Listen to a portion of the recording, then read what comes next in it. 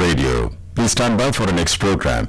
This is All India Radio. You will now hear comments from the press. The Times of India, in its editorial titled Changing the Game in Kashmir, says, in a momentous decision, the government moved Parliament yesterday to abate Article 370 of the Constitution and supersede Article 35A, thereby effectively seizing the special status for Jammu and Kashmir. Simultaneously, Union Home Minister Amit Shah introduced the Jammu and Kashmir Reorganization Bill to bifurcate the state and create two separate union territories, Jammu and Kashmir with a legislature and Ladakh without a legislature. This means that the Constitution of India shall now apply in full force across J&K and Ladakh, and the J&K legislature will henceforth not have any discretionary powers to decide who permanent residents of the territory are and provide them with special rights with respect to employment and acquisition of property. Abrogating Article 370 has been a long-held wish of the BJP, which sees the provision as a historical wrong. However, the complicated history of Kashmir and the sensitivity surrounding the matter had hitherto prevented such a move. But with the current BJP government projecting muscular nationalism and enjoying significant numerical strength in Parliament, cessation of Article 370 became more doable. Given that abrogating Article 370 was part of the BJP manifesto on the basis of which it swept Lok Sabha polls, the government has the mandate to do this. That non-NDA parties like the BSP, the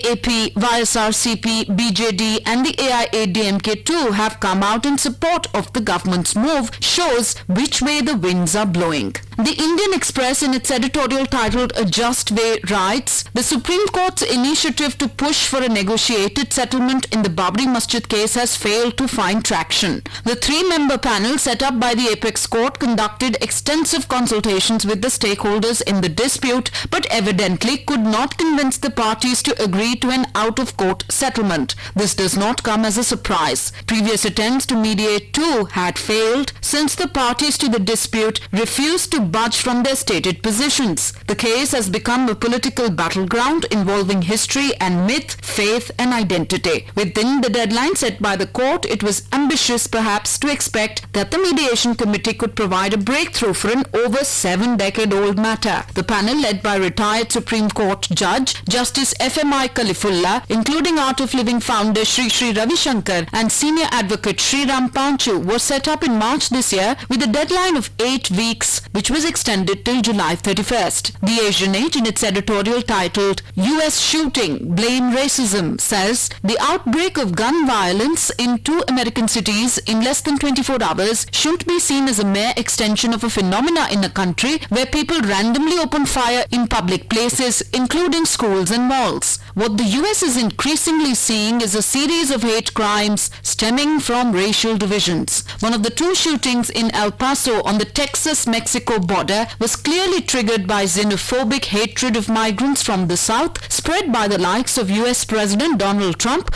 who is often called the March of Economic Migrants as an invasion. The white supremacist shooter's 2,300-word manifesto railing against immigration is a dead giveaway from where such thinking comes. Ironically, Mr. Trump is prone to giving himself certificates like a description of himself as the world's least racist person. The Pioneer, in its editorial titled Hong Kong Conundrum, says it seems discussions and contraventions around special status have even thrown civilian life completely out of gear in Hong Kong as pro-democracy activists continue to make their point despite crackdowns and tear gas fury. Things have come to such a pass that around 100 flights have been stopped in and out of the semi-autonomous southern Chinese city. A British colony for more than 150 years, China also leased the rest of Hong Kong to the British for 99 years. It became a busy trading port and post-1950s became quite the economic powerhouse. Over time,